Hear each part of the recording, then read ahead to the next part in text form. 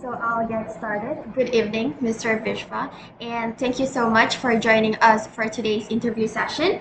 We are so happy that you could be with us. And before we get started, let us introduce ourselves. My name is Jasmine, alongside my partner. Okay, my name is Aisha Sanya.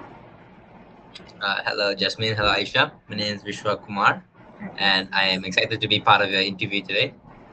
Thank you. Nice to meet you. To start, first, we are English communication students from College Professional Mara, Service Tanda. And today we're going to conduct an interview session with you as part of our Pragmatics in Intercultural Communication assignment. Now, before we get started, can you please introduce yourself and explain a little bit about your background? I'm 20. I am studying in university right now. I am taking an art major, and my background is obviously I was raised as a Hindu Indian. Okay. From young, my mom and my parents taught me Hindu values and all the Indian customs I grew up with as a child. That made me the person that I am today. All right. Thank you so much for your introduction. Now we will now get started with the interview. So, first question is, how do Indian cultural norms influence verbal communication, especially when talking to elders or authority figures? Well, you see, Indian culture norms doesn't really have much difference when it comes to like normal society wise. You have the basic call your elders the different phrases. In Tamil we have tata pati is like grandfather grandmother. We call our uncle aunties. We don't call them by name. That's the thing. It's just we just call them by their title, and that's how we respect them. And then usually we tend not to meet their gaze when talking. Like usually is we try to lower our gaze to like as to show them like they are in the higher side authority. But then nowadays, as I would say, like Hindus are in the coming into the modern era, we tend to like the youngsters and elders tend to like not have that separation in barrier anymore, as we tend to like mingle around regardless. Because back then, when pada zaman dahulu, when my mom was still a child, there was very strict like hierarchy. Like my mom had to respect whatever my uncles and my aunt said. Like if she did not, it brought like shame to the family, and stuff. Yeah. To continue, what kind of words or phrases are typically used when addressing elders in your community? Well, we have like the basic vanakam, and then like we don't really have like a unique phrase we would say to our elders. Obviously, we would have like the good morning, the yelarum vanakam, and then the good mornings, and then the good nights, the whatever you want to add some more. It's in Hindu culture, it's not really different than how to say like Western cultures, because our cultures got as modern Hindus also our cultures got really mixed up with like Western, because like we were colonized, yeah, so like it really got mixed up, and it now it became into what it is today. Okay, so for the next question, I'll be passing it to Jasmine. Okay, so moving on to the next question. What are some common non-verbal cues, such as gestures, posture, or eye contact, that people among Indians in Malaysia use to show respect or disagreement? Well, I can tell you like the one I started first, which was the pointing thing. In Hindu culture, you cannot point with your finger. You have to point with your thumb. If you point with your finger, you're basically just telling them to go to my mom got so pissed at me when I was like 5. I pointed with my finger. She was like, she slapped my finger. She's like, don't do that. Fuck your thumb. Do you want your grandfather to go to hell? I was 5. I didn't know. But yeah, in terms of culture norms, we also have the sign of respect, where nowadays is not really practiced, but it used to be practiced a lot back then, where we would bow down to our elders' feet every time we would visit their homes, because like one, we don't see them every day, so like when the times we do visit them, it's like a sign that we have to like respect them and make sure they feel loved. So Okay. those are like the two main ones I would say in Hindu culture. All right, thank you. Now we move on to the next question. So, how do Indians handle conflict or disagreement in communication? And are there any cultural practices that affect this? See, Hindus are very like how to say like especially like Tamil Hindus, Tamil Indian people. They are like very loud in their way of expression. So like whenever we speak, people always think we're like being aggressive, but it's not. That's why like when you always see those videos online about when you hear Indian people speaking, you're like, oh my god, why is this guy shouting so much? We're not really like shouting. It's just how we speak. So like I think that's something we also need to fix a bit because like people always mistake our way of speaking as aggression, and that tends to like start unnecessarily this one. So that's why like we have our Indian culture has a stigma of like, oh, Indians are always the gangsters, we are always the go lepa lepa and then go mama and everything, and then we say stupid words and everything.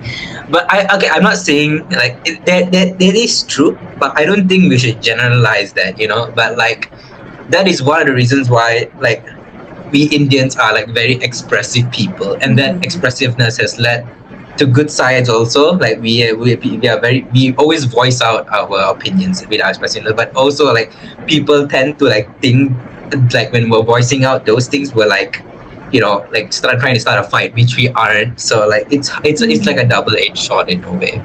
Okay, so next question is, do people usually express disagreement openly or prefer to keep quiet for you? Hindu, yeah, it's very close. Yeah, I would say it's very, we are a very like mean girls type of culture. We are like we will be nice in front of you, behind your back we'll be like, okay, screw you. Alright. We are very like community based, but I will say, okay, that's the thing, Indians are very funny people, okay, because like Indians towards other cultures, we only talk like bad. I mean, every culture talk bad about each other. It's like a thing we do lah. But like if you want to talk bad about other cultures, we talk in private, and then like we won't surround the public. But whenever we talk bad about our own self, Indians, we love fighting. Number one enemy is ourselves. We love fighting ourselves. So whenever we want to voice out opinion about another Indian, we'll show the entire world like, this guy take drug one. Tell everybody. Even though it's not true, we'll tell everybody because we don't like ourselves for some reason. But yeah, that's how usually it's handled. I see. So moving on to the next question. Other than the pointing finger thingy, are there any specific verbal or non-verbal behaviors that you would consider disrespectful among Indians, especially in formal or public settings?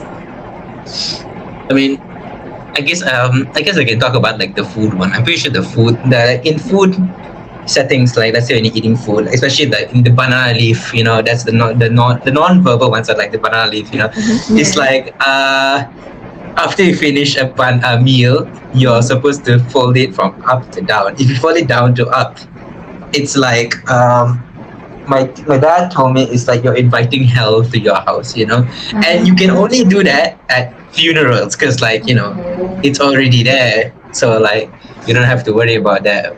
But then usually when you after you banana leaf, always up till down, and then you close it. That's it.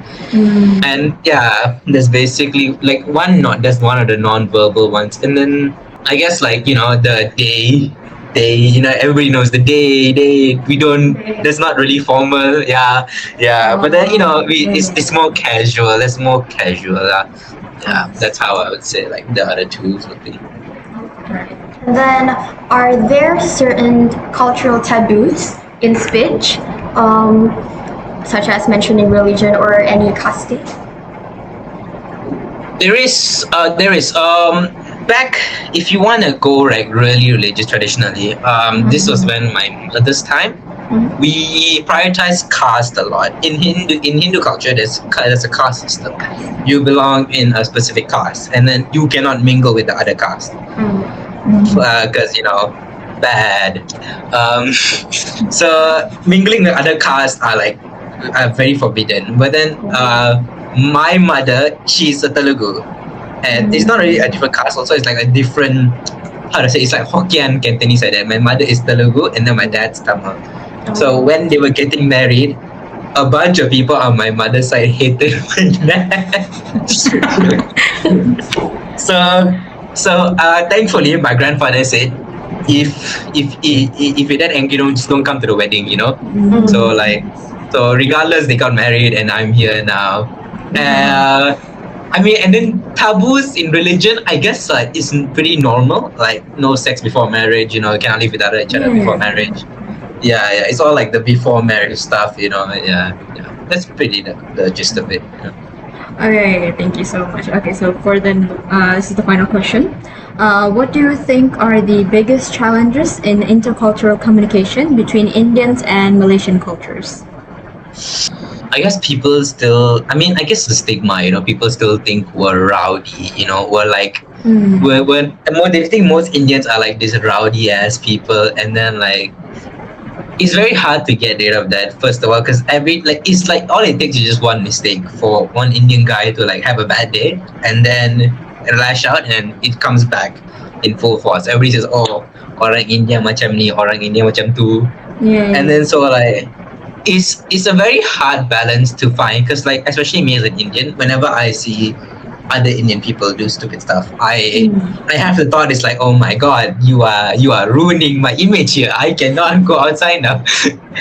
But at the same time, I have to think oh my god, okay, what happened in this video to let him to act like this? It's like I have to think for both sides. But then it's very hard for me. It's also as Indians, because I would say Indians' main problem is other Indians. It's not really other religions. That's the thing about Indians. We're kind of funny that way. Our only problem is ourselves. The amount of infighting the Indian community has is a lot. It's like a Chinese person, he gets rich. The Chinese person other Chinese people follow how he got rich. An Indian person gets rich. Other Indian people tear him down for no reason whatsoever except for jealousy. And then so I think if we do want to improve ourselves in our community first, I think us as Indians, I would say one, the community have to stop holding on to the stigma that we are all rowdy and all gangster, and two, us Indians have to stop with the infighting. That's the two main problems I think we need to solve first before we get anywhere. I see. So, are there any stereotypes that create communication barriers between us?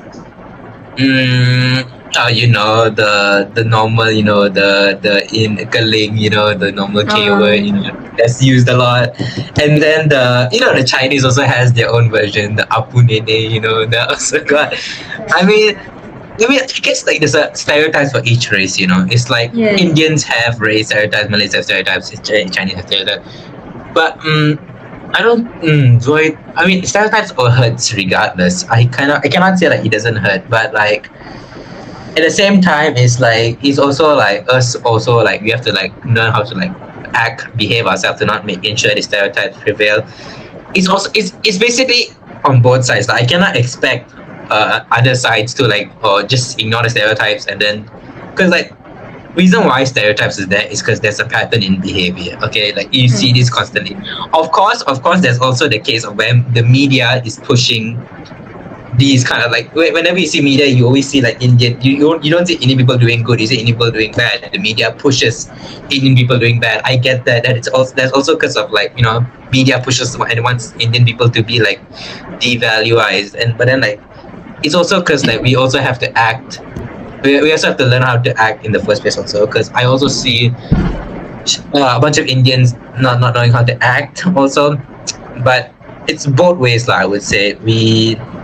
We have to learn how to not perpetuate the stereotypes that we earn, quote unquote earn, but also we have to also fight for the media to not keep showing those stereotypes on social media, news, podcasts, and everything.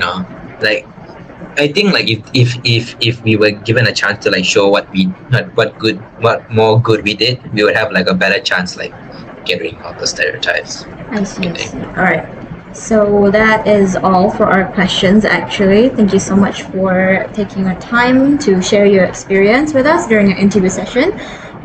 Just know that your input will be very valuable to us for assignment, and we appreciate your willingness to help. All right. Yes. Thank you. All right. Thank you so much.